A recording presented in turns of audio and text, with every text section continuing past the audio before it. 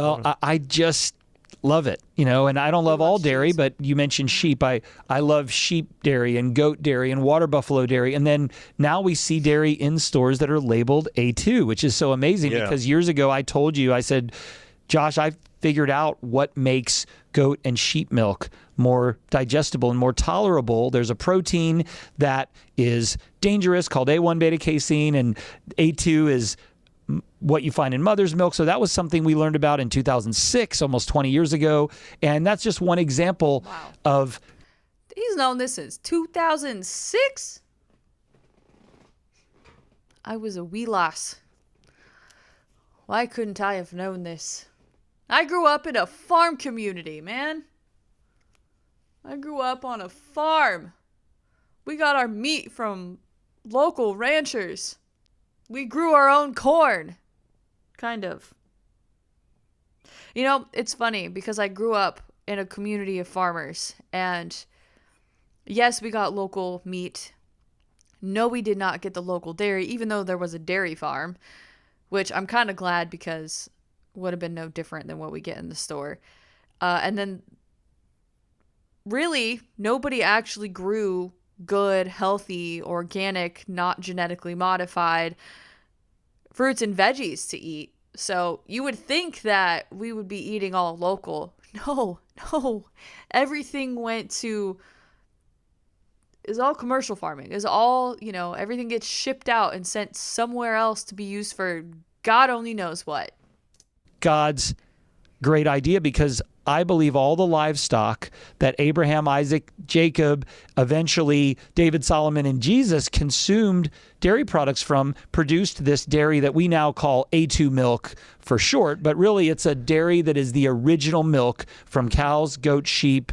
Water buffalo produces it, and that one change can make a big difference in the dairy you consume and how tolerable. The Bible... I will say it really, really does. Okay, so I went from growing up drinking whole milk or 2% milk, pasteurized from the grocery store, commercial, everybody got this milk, no different, right?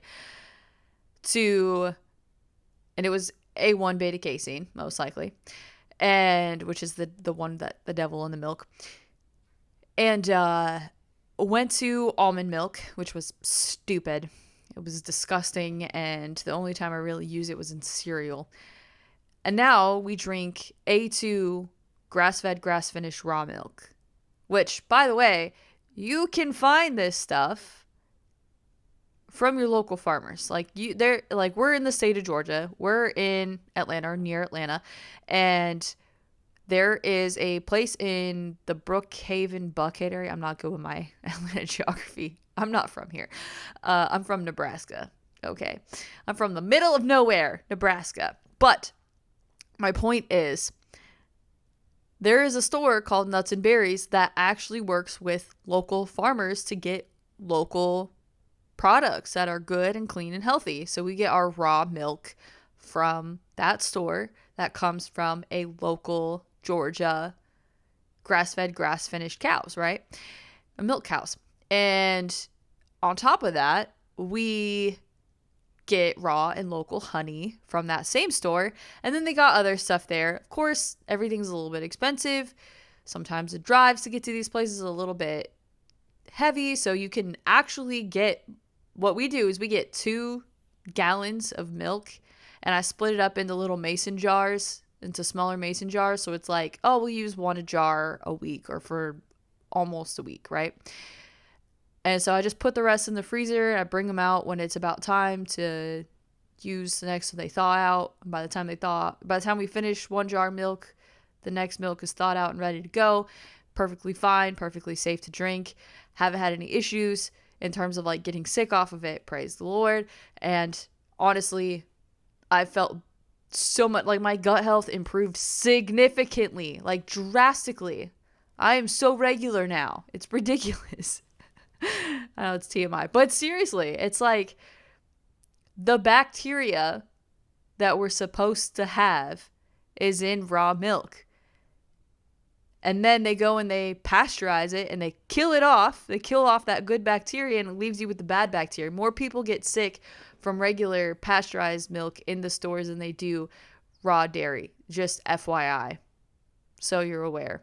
Says in Proverbs, more or less, there's a cause for every effect. And if the Bible says bread is healthy and Jesus is referred to as the bread of life, there must be healthy bread. Well, I think it's appropriate for this conversation to know that the first book I ever read on this idea between A1 and A2, the book was called The Devil in the Milk. Okay. Go. And so Hold I'd love tight. for you to go just a little bit deeper here on what is the difference between A1 beta casein and A2 and how they affect our bodies. Absolutely. And when Well, did this change happen? Yes. Well, when I wrote The Maker's Diet, I said that there is something about goat, sheep, and water buffalo dairy that's different than cow's milk dairy. And I was hypothesizing that it was the size of the protein, or there was something that I saw in all of the people that I coached and what I learned and read about that didn't make sense to me. But I said you need to stick with goat and sheep milk dairy if you're dealing with inflammatory bowel disease or multiple sclerosis or rheumatoid arthritis. These are the type of people I coached. In 2006, I learned about this devil in the milk called A1 beta casein, and it's one of the two principal types of milk protein. And if someone's wanting to know where in the milk is it, This is gonna blow your mind. This is gonna make you start questioning a lot of things. think of cottage cheese as a curd. So cheese is curd. Whey, we know, is different than curd. Think of Little Miss Muffet. Casein, which is curd, has two dominant types of protein, A1 and A2 beta casein. A1 beta casein is believed to have come from a genetic mutation, and we hear about genetic A mutation. It comes from a mutation. mutations more often now than we have. And that genetic mutation, I believe, resulted from selective breeding of cattle. So if we look around in the U.S., Because we got greedy. We're like, let's figure out how we can make the most money with the least amount of work, the least amount of effort, which we do with everything in this nation, which is why we're so sick and unhealthy. see, I call it the Chick-fil-A cow. That's the black and white cow that is a Holstein, or in Australia, New Zealand, Holstein Friesian. And I'm a cow guy, a breed guy. I love all this. That mutation caused an issue in the protein structure of some cows. And America was fixated on that type of cow that is the highest in A1 because they are able to be manipulated. They can tolerate growth hormones and antibiotics. Their What do you know? udders can swell, and they can produce 5 or 6 times or 10 times the amount of milk. Produce more, make more, regardless of the consequences. That's what we do. A calf needs. This is what the dairy industry did. And now these Holsteins are everywhere. And I joke because they're in the Chick-fil-A commercial, eat more chicken, when meanwhile, that's not even a beef cow. It just happens to it's a look dairy, interesting. that's It's a true. dairy cow. It's like the symbol of all things cow.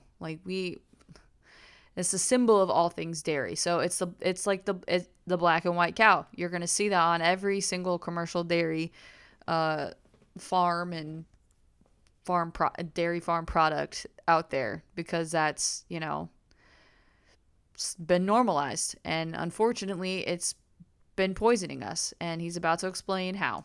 So that milk has permeated almost all of U.S. dairy. You can count on the fact, if you're having cheese, if you're having milk, yogurt from any conventional source, and most organic sources, that it has. Yeah, that's the crazy part. You gotta watch out for those organic ones too, because just because it says organic does not mean that it's actually safe.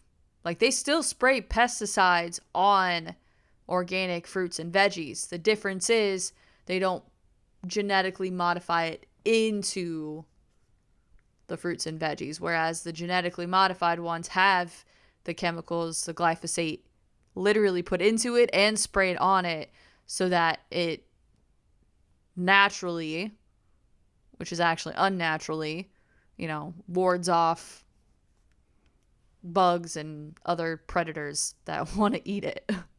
As A1 beta casein. Now, what makes it bad? When you digest A1 beta casein, it breaks down into something called BCM7, beta casomorphine 7. And what does that Morphine.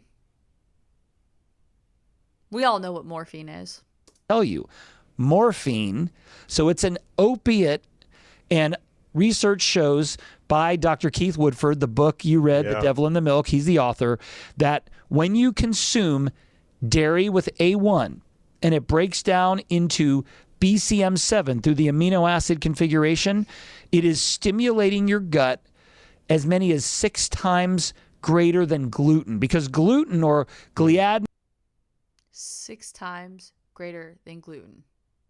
Now, when he says stimulating your gut, listen carefully to what he's about to say. or gliadin has a similar effect, this opioid or opiate response, and early diagnoses of celiac disease, which is extreme gluten intolerance, was not gut issues. It was night terrors. It was erratic behavior in children, all of the things you think about when you have opioid excitatory response, right? Yeah. And so the question becomes, is celiac disease really celiac disease, or is the milk making people sick and we're blaming it on something else? Or is that what causes people to eventually become celiac? Because I randomly developed a gluten intolerance later in my life. Now, I would say I want to contribute it to the birth control because none of that happened to me until I stopped taking the birth control. So I think and it didn't happen to me before. I used to eat bread all the time, and then I stopped taking birth control, and it was like all these symptoms popped out every time I ate. And I was like, maybe that's why I didn't feel good before I started, or maybe that's why I didn't feel good this whole time. I was just getting my symptoms masked by this pill. I don't know. Ladies and gentlemen. This is questioning everything right now. Everything. think about this. Consuming dairy with A1 could be 6 times more harmful than gluten. Now, I'm a dairy guy. I believe we should consume dairy, but the wrong kind of dairy may be one of the worst things you can consume, whereas That's crazy. A2 That's so crazy. I'll back up. That's crazy. 6 times more inflammatory than gluten. I'm telling you.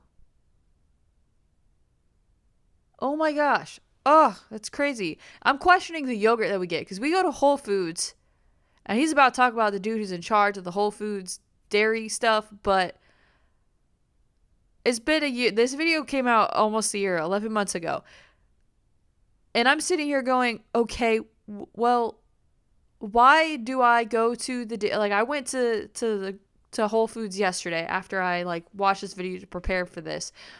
And I'm not even going to lie to you. I looked so hard for A2 yogurt, Greek yogurt. I found Bulgarian yogurt. The problem is half the protein content from the Greek yogurt that is the Whole Foods brand. And then the only other option that has that much protein is, which makes me question, where is that protein content coming from? I'm not even gonna lie to you. I'm concerned. Oh, Lord have mercy. Maybe that's why I'm still struggling. Maybe it's the yogurt. Maybe I gotta switch to that A2 Bulgarian yogurt and just suck it up when it comes to the protein content. Goodness gracious. It was cheaper too, by $1, but still it's cheaper. I don't know. The worst things you can consume, whereas A2 beta casein is found in mother's milk. It's found in almost every mammal out there. The natural way that God designed. Except for the modern, predominantly U.S. cow. It's crazy. Something is insidious here. Yeah. It's more than insidious. It's absolutely diabolical. Absolutely diabolical, ladies and gentlemen. They are trying to kill us. They are trying to kill us. Yeah. And so think about it. If you're a person listening to this and you And you've noticed when you do dairy, okay, it could be milk, it could be even yogurt or cheese, that, you know what, it causes your nose to run a little bit, or gas, or bloating, or joints, or you just, or even your mood changes, or you don't sleep well. So that's another thing. There's a lot of people who are probably on antidepressants that don't even need to be, because really it's just the food that they're eating that's making them feel very off, changing their mood, changing how they feel. Which is another reason why it's important to eat God's way. Clear mind. Then you can know the difference between, is this a spiritual attack? Did I eat something wrong? Or am I actually physically struggling with, emotionally struggling with these things? Being able to discern that is important. And the problem is, our food does a lot of the damage. You want to know why a lot of kids act up? Well, one, stupid iPads and the lack of parenting. I'm sorry to say, calling you out right now. Stop handing your kid an iPad whenever you just don't want to be bothered to discipline them or actually hang out with them and be a loving parent. Just saying. Because now you're creating little monsters who can't function without a screen in front of their face. And two, half the stuff that you feed your kids, these candies and these sugars and these dyes, are the things that are causing them to lose their minds. And you are the adult. You're the one that sets the standard in the household. You say, no, we're not eating that. Don't even introduce them to it in the first place. Be that strict. Listen, my husband and myself, we are that strict that even when we go out places and people are like, yeah, we brought food and you can have some and whatnot. I'm like, yeah, well, I don't, is it organic? Is there dyes in it? What are the ingredients? Are there seed oils? What is it made out of? Because I'm not eating it unless I know what's in it and whether or not it's going to have a negative impact on my mind and my body, my soul, and my spirit. I need to know that first before I can just put anything in my mouth. And that's how we should always be. We should be like, is this honoring and glorifying to God? Is this what God designed, or is this what man designed? We got to figure that out. Anyway, it could be this devil in the milk, this protein that's 6 times more inflammatory than gluten for most people, of A1 casein. And you'll start to see on packaging, we're starting to see this now, people say A2 milk actually in their products.